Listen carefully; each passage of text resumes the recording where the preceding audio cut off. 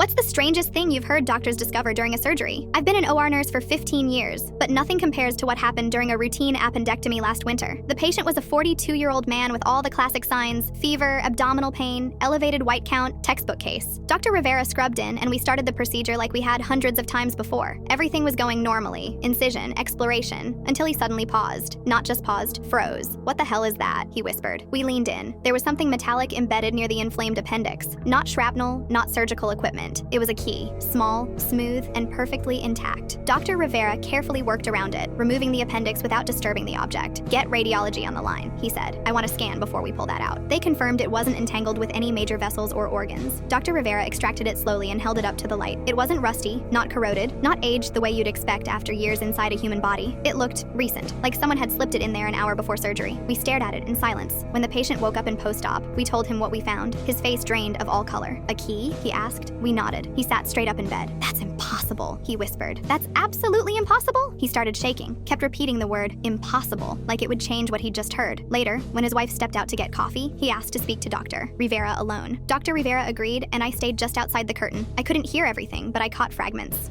"Camping trip, 20 years ago. My brother, the key." I didn't press. But a day later, detectives showed up at the hospital. Turns out 20 years earlier, the patient had gone on a camping trip with his identical twin brother. Only one of them came back. There were rumors, suspicions. The two had fought constantly growing up, especially over a family heirloom, a small antique cabinet key passed down from their grandfather. The key was the last thing anyone remembered the brother having before he vanished. The patient claimed his brother got lost. Search teams scoured the woods for days. No body was ever found. No charges were filed. Eventually, it was ruled a disappearance with foul play suspected, but with no evidence, the case went cold. Until now. Faced with the key and the fact that it had been surgically removed from his body, the patient broke. He confessed to everything. He admitted that during an argument, things escalated. He shoved his brother, who hit his head on a rock. Panicked, he buried the body deep in a remote part of the woods. The key, his brother's prized possession, was in his pocket. In a moment of fear and twisted logic, he swallowed it, thinking it would destroy the only evidence tying him to the fight. He never expected it to remain inside him for 2 decades. No symptoms, no complications, just silence, until his appendix flared up and we opened the door, literally and metaphorically. The case was immediately reopened. Authorities searched the area the man described and found human remains within the week. DNA confirmed it was the missing brother. The key, still sitting in the hospital's pathology report bag, had been the missing piece. The one thing he thought he'd hidden forever. The one thing that brought it all back. I've seen a lot of strange things in the OR, but that day, that was something else entirely.